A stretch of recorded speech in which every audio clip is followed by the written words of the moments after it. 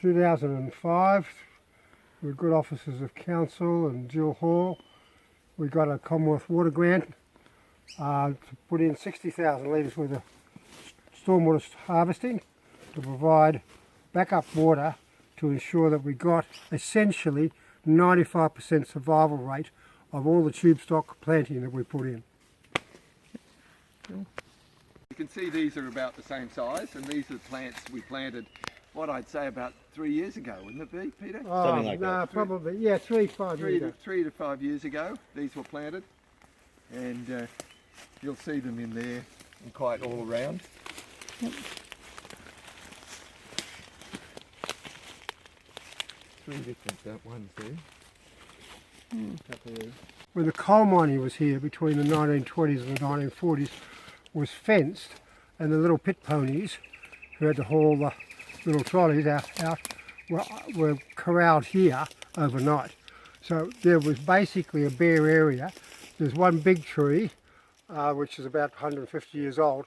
All the rest of this is regrowth, only of about 70 or 80 years old, because all of the timber was cut down in the 1890s through the 1920s for pit props. Here we've planted a range of lower type plants, and the soil depth was such that you'd use a hoe like this and you'd have skeletal soil less than 100 millimetres thick. And eventually, I was very surprised that any of this took at all. But you can see some of the grasses establishing, and a few of the plants where I could find pockets of slightly deeper soil starting to pop up, so that this rocky slope is starting to be a lot of regrowth. Yeah, very pleased. Excellent. Very, very bare. There was almost nothing growing here, and what was weeds. In some cases we're levering holes into the rocks to find places to put plants. This maidenhair fern, which is rampant now, was tiny little patches of it. The bungalows, when they were planted, it was largely rubbish and rocks and bits of timber that had accumulated in the creek. And since then you can see they're now probably around 5-6 metres high. And it's, when you go down into the gully, you get this real sense of a canopy starting to form, which is one of the things that really makes it have that rainforest feel. I haven't done a lot of planting in my time, but it was my thought all the time was you've got various qualities of soil. Some of it's sandy, some of it's quite good loamy and so on, and lots of ground cover and mulch. But I kept thinking to myself, a lot of this won't survive. That's the nature of the game, right? But the thing is to just go on and plant. If only half of it survived, or even less, it's better than nothing, right? So, what we had to do was dig around, make sure we had a good spot.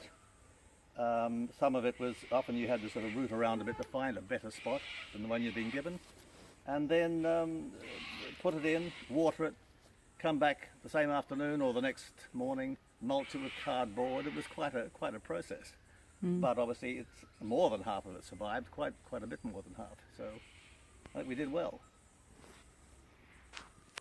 You right? Okay. This creek line was a serious erosion issue, and when we were doing the work on the stormwater harvesting, council came in and did their section of the creek line, which they had a reserve up at the top. Jason Peters, who was a horticulturalist, ran a little company called Eco Australian Gardens, came and did the rock wheel through here to basically reduce the erosion when we got flooding rains coming through. It's worked quite effectively in terms of stopping down the erosion and allowing the water to spread out a little bit sideways, so that you've got here now, in about a 10-year period, 8 to 10 metres of rainforest growth above us.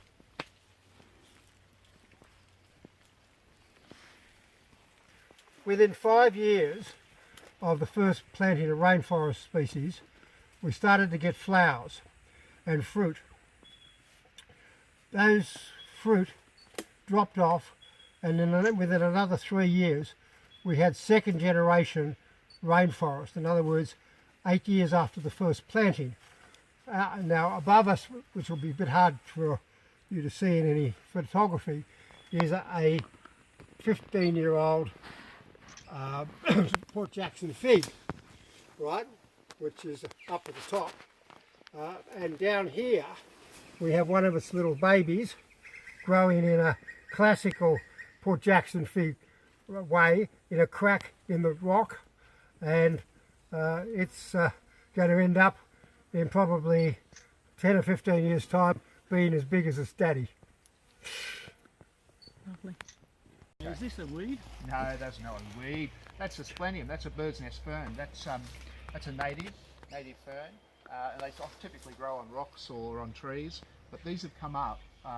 They've propagated themselves simply because we've created the environment. And originally, remember this rock? It was just dry, hard, no organic material whatsoever. And by creating this environment, planting these trees, they've just thrived. When we started this project, we actually identified 16 remnant rainforest species on the site, one of which is this. It's probably about 70 years old, left over from the time when the coal mining was done.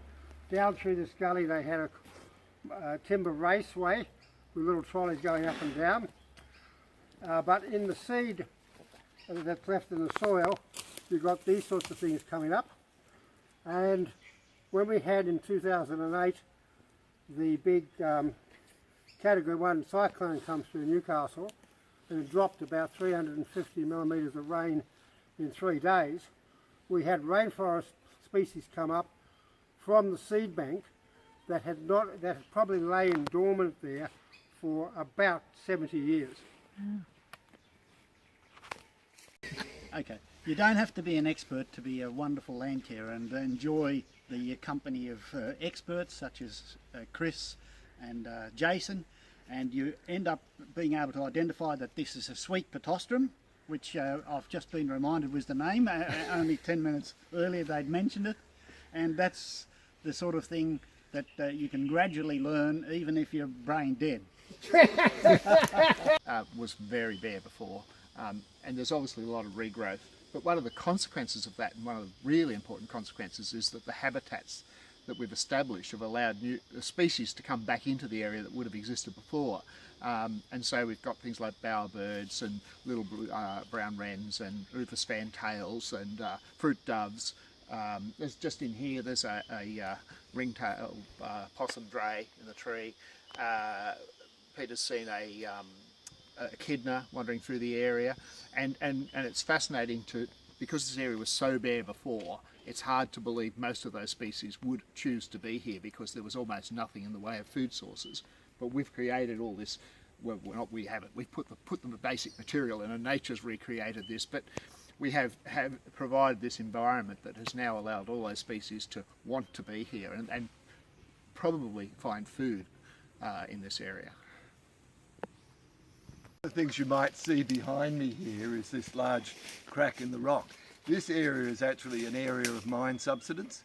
One of the things that if you're working in the bush in these kind of areas, you need to be very aware that there are these large cracks in the ground and they do move over time. And we were warned when we first walked through here, luckily from Peter and people who lived around, to be warned to beware of them. They're beautiful spots and they're lovely to look at, and you can see the bird's nest fern growing in there, but as I say, they're quite dangerous, and we all are very aware of it in the way we move and approach these areas. Yep. People think rainforest doesn't have flowers. Well, you're completely wrong. This is just one of the many examples of flowering rainforest trees. Okay, see this beautiful little plant? Having created the conditions, this came up of its own accord. It's a tuckaroo, a native. This is the seed pod after it's opened, and as you can see, it's just exquisite. Beautiful plant, beautiful arrangement.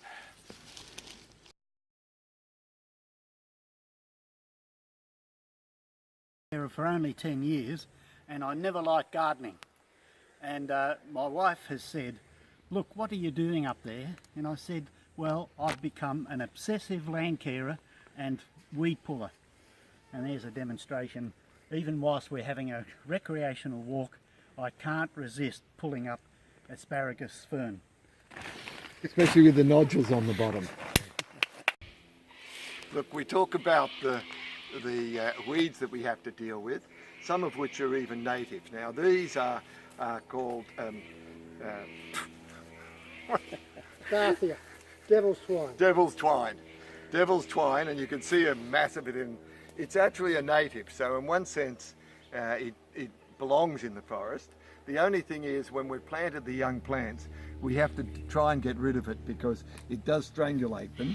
And what happens is this vine has little suckers that grab onto the rest of the tree, and they take the nutrients away from the young trees. So once the trees are mature, it doesn't matter, it's part of the native part of the forest. But what we try and do is get rid of this on the young trees that we've recently planted, because you can see it can turn into a great mess. The edge of Raya Park. Behind these trees is the playing field, and this is now council land. All of this has been planted about 8 years ago by Lake Macquarie Landcare with a team of about 30, and you see it's doing very, very well.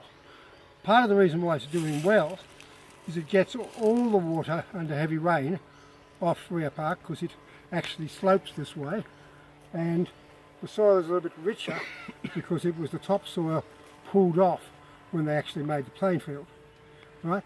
But this is the northern extension of the rainforest development. We now have approximately a hectare of rainforest planted. If you look down here to my left, that's the area we were looking at before, where the mine substances is. If you look in there, and we don't go in that area, it's actually too dangerous, but if you notice all the vegetation that's come up, as we've planted around and the other trees have grown up, it's now the native vegetation is coming back and it's stabilising that whole area, which is something just to be aware of. And we generally don't go there at all. Before the fire in 2003, the whole of this face of this cliff line was covered in bitterbush. What it had done is made its own soil from its own leaf mulch. It was about 50 millimetres of pure black soil. When the fire came through, it went up the cliff face like a fire going up a chimney, burned it all off, and we've had no bitterbush on that cliff face ever since. So in some respects, sometimes the best way to start a Landcare project is with an understory control burn, which gets rid of the massive amount of weed, which then allows you to start again. I wouldn't have started this project except for that fire. That fire cleaned out the worst of the first version of clearing of the weeds. This is native swordgrass. This is a native plant that sort of occurs around this area, and actually it's quite widespread. And it forms this beautiful clumping habit with these beautiful seed heads. And it's a much better alternative to the pampas weed, which we have to deal with further down the valley.